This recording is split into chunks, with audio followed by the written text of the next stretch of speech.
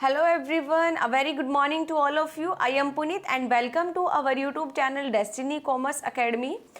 हम आज के लेक्चर में एमसी को करेंगे मार्केटिंग मैनेजमेंट के रिगार्डिंग। वही आगे सीरीज जो हम चला रहे हैं डेली रूटीन में हम कर रहे हैं, वही एमसीक्यू सीरीज हम आज आगे हम करेंगे।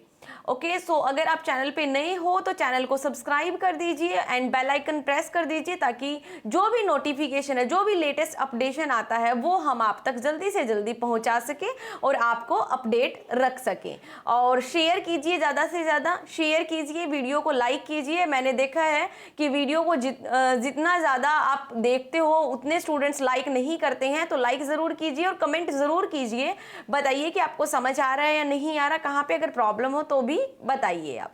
ओके, हाँ जी, तो आइए हम करते हैं स्टार्ट। आज 61 क्वेश्चन हम स्टार्ट करेंगे। 61 question is motive refers to strong, यानी कि जो मोटिवेशन होता है उसके अंदर स्ट्रॉन्ग हमारा क्या रहता है, इमोशन। इमोशन मोटिवेट यू, क्योंकि हमारा जो इमोशन होता है वो हमें क्या करता है, मोटिवेट करता है। नेक्स्ट क्वेश्चन देखिए 62 question, binding decision of a consumer depends upon his. जो बाइंडिंग डिसीजन होता है, जो हमने रूरल मार्केटिंग के अंदर भी पढ़ा है, कंप्लीट हमने की है रूरल मार्केटिंग। जो भी पेड बैच के जो बच्चे हैं उनको पता होगा, रूरल मार्केटिंग के अंदर हमने डिटेल से इसके बारे में डिस्कशन किया है, बाइंडिंग डिसीजन के बारे में, कंज्यूमर का क्या रहता है, किस किस तरह से सेगमेंटेशन में हम डिवाइड करते हैं।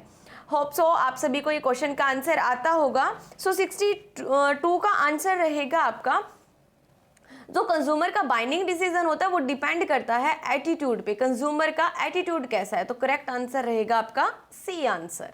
नेक्स्ट देखिए, a satisfy buyer is silent. एक जो सेटिस्फाई बायर होता है वो साइलेंट एडवर्टाइजमेंट की तरह से काम करता है। क्योंकि देखिए, अगर मान लीजिए कि आप किसी प्रोडक्ट से सेटिस्फाई हो तो आप क्या करो, आप अपने फ्रेंड को वही प्रोडक्ट रिकमेंड कर रहे हो, तो एक तरीके से आप क्या हुए, आप साइलेंट एडवर्टाइजमेंट कर रहे हो किसी भी प्रोडक्ट की, किसी भी कंपनी की। रिकमेंडेशन करते हो ना आप, ओके, तो आपने क्या रिकमेंड किया है अपने फ्रेंड को, ये कमेंट बॉक्स में जरूर लिख के बताइएगा ताकि मेरे को भी पता लगे कि आप क्या क्या रिकमेंड करते हो, कौन सी आप एडवर्टाइजमेंट करते हो, किस कंपनी की करते हो। आगे देखिए 64 क्वेश्चन। 64 क्वेश्चन कहता है, a consumer choose an alternative which give maximum. यानी कि एक जो कंज्यूमर है वो चूज करता है किसी भी अल्टरनेटिव को, अल्टरनेटिव प्रोडक्ट को सेलेक्ट कर सकता है, यानी कि जिसके अंदर से हमारे पास अल्टरनेटिव होते हैं, बहुत सारे प्रोडक्ट को सिलेक्ट करने के लिए हम बेस्ट प्रोडक्ट को सिलेक्ट करते हैं। यहाँ पे हम किसको चूज करेंगे, जो हमें मैक्सिमम सेटिस्फैक्शन देता है, तो इसका करेक्ट आंसर रहेगा D answer. Then 65 question, the individual specific behaviour in market place is affected by. किसी भी इंडिविजुअल कोई पर्सन है, उसका जो बिहेवियर है मार्केट प्लेस में वो किससे इफेक्ट करता है, जो कि हमें इंटरनल बताना है। मैंने आपको पढ़ाया हुआ है कोर्स के अंदर, एक होता है आपका इंटरनल फैक्टर और एक होता है आपका external factor. So internal factor यहाँ पे कौन कौन सा है, यहाँ पे होगा एटीट्यूड, यानी कि कंज्यूमर का खुद का जो एटीट्यूड है वो आपका होगा इंटरनल फैक्टर। देन हम बात करेंगे 66 क्वेश्चन की। आइए 66 क्वेश्चन हम करते हैं।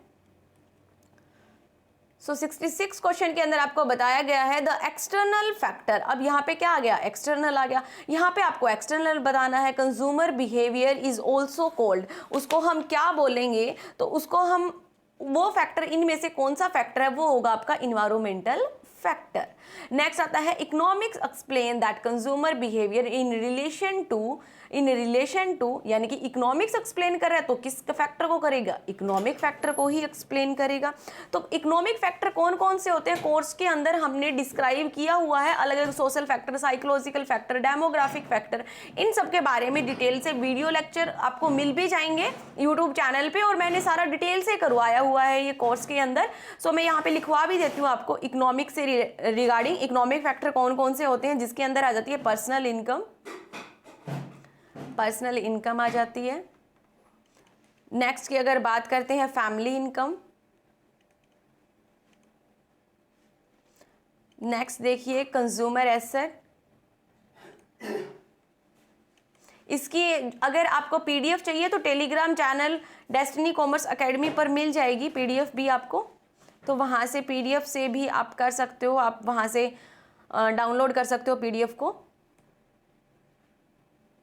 नेक्स्ट आएगा कंज्यूमर क्रेडिट,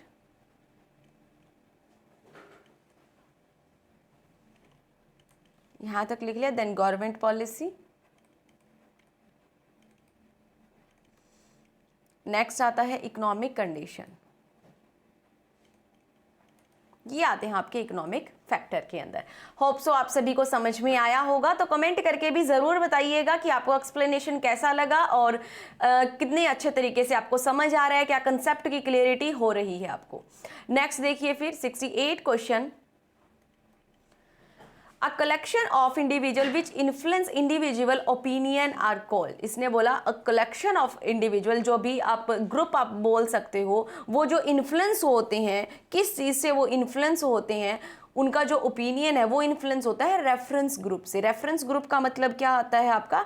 रेफरेंस ग्रुप का मतलब होता है जहां पर आप काम कर रहे हो, जहां पर आप जाते हो, जहां पर डायरेक्टली या इनडायरेक्टली आप इफेक्ट होते हो ग्रुप से।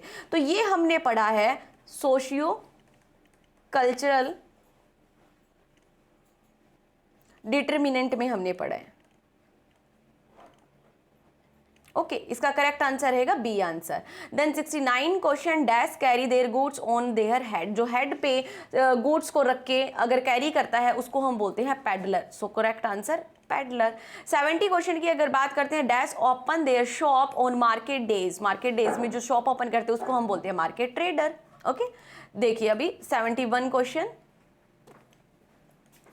71 क्वेश्चन की अगर बात करते हैं, service of retailers. Service of retailers का करेक्ट आंसर रहेगा आपका, जो सर्विस की रिटेलिंग करता है वो वैरायटी ऑफ गुड्स रखता है। क्योंकि अगर हम रिटेलिंग का जो कंसेप्ट पढ़ते हैं ना, वो क्या रखता है, छोटी छोटी अमाउंट में बहुत सारी वैरायटी ऑफ गुड्स को रखता है। फिर हम बात करते हैं an example of agent middle man, यानी कि इनके अंदर से कौन सा एग्जाम्पल है जो कि एजेंट है मिडल मैन की फॉर्म में। तो इसका करेक्ट आंसर रहेगा ब्रोकर, आंसर ए। फिर बात करेंगे 73 की। 73 की अगर बात करते हैं, an example of merchant middle man. Merchant middle man की अगर बात करते हैं हम, तो यहाँ पे रहेगा होलसेलर। कौन सा रहेगा? होलसेलर। देन देखिए नेक्स्ट क्वेश्चन, 74 क्वेश्चन पे चलते हैं।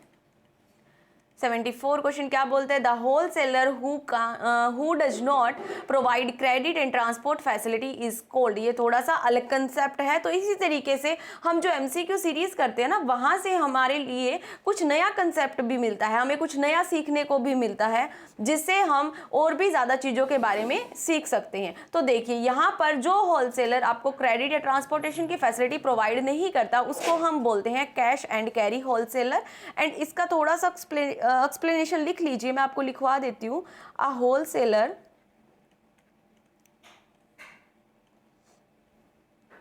वन मिनट लिखिए यहाँ पे,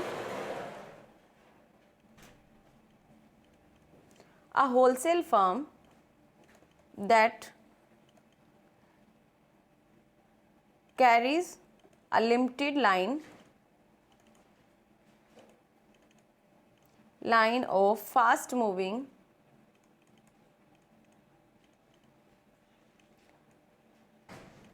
goods which it sell to small retailers for cash, usually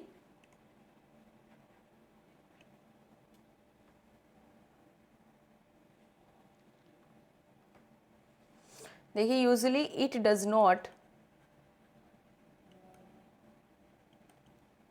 deliver. ये है आपका carry cash and carry wholesale के बारे में।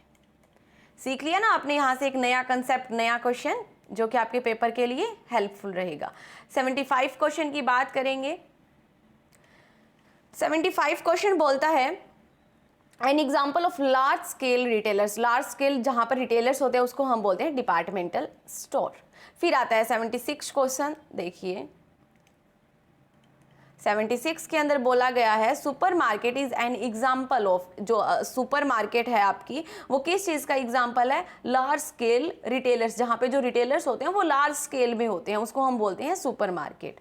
देन 77 क्वेश्चन आता है आपका, dash and dash are criteria for market segmentation. जो हमने मार्केट सेगमेंटेशन का कंसेप्ट पढ़ा है, जहाँ पे हम according to the homogeneous need हम सेगमेंट बनाते हैं on the basis of the demographic segmentation, या फिर डेमोग्राफिक आप फैक्टर लगा सकते हो, इकोनॉमिक लगा सकते हो, तो बहुत सारे जो फैक्टर जो हमने सेगमेंटेशन के अंदर पढ़े हुए हैं कि किस किस तरीके से हम सेगमेंटेशन करते हैं, तो वो आ जाता है आपका। तो इसके अंदर जो क्राइटेरिया होता है वो किससे फिक्स किया जाता है, असेसिबिलिटी एंड रिस्पॉन्सिवनेस। असेसिबिलिटी का मतलब होता है पहुंच, और रिस्पॉन्सिवनेस का मतलब होता है जवाबदेही।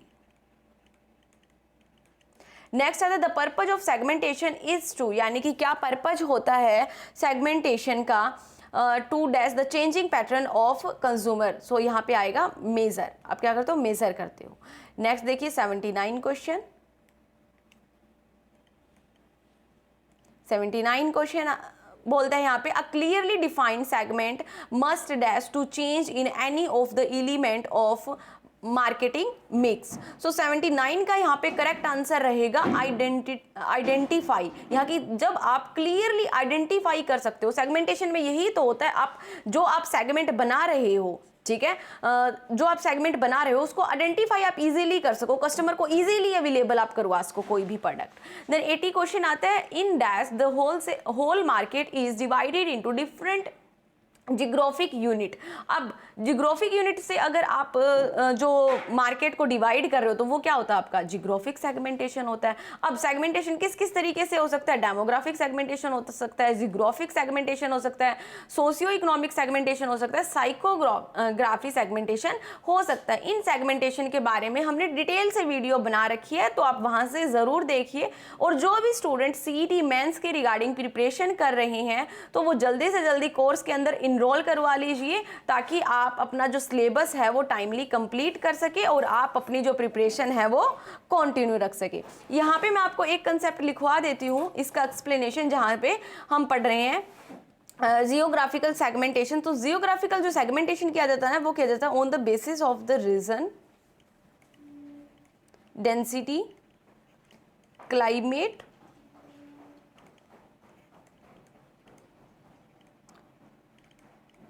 Urbanisation, city size, area. इन बेसिस पे आप क्या करते हो, डिवाइड करते हो। यही हम पढ़ के आए हैं। सो ज़्यादा से ज़्यादा स्टूडेंट इनरोल करवा लीजिए और ज़्यादा से ज़्यादा स्टूडेंट्स के पास आप अपने फ्रेंड सर्कल में शेयर कीजिए ज़्यादा से ज़्यादा, और वीडियो को लाइक ज़रूर कीजिए, ओके क्योंकि जितने स्टूडेंट्स देखते हैं उतने लाइक नहीं होते हैं, तो लाइक ज़रूर कीजिए और अच्छा अच्छा कमेंट ज़रूर करके जाइए, okay. And thank you everyone, thank you all of you.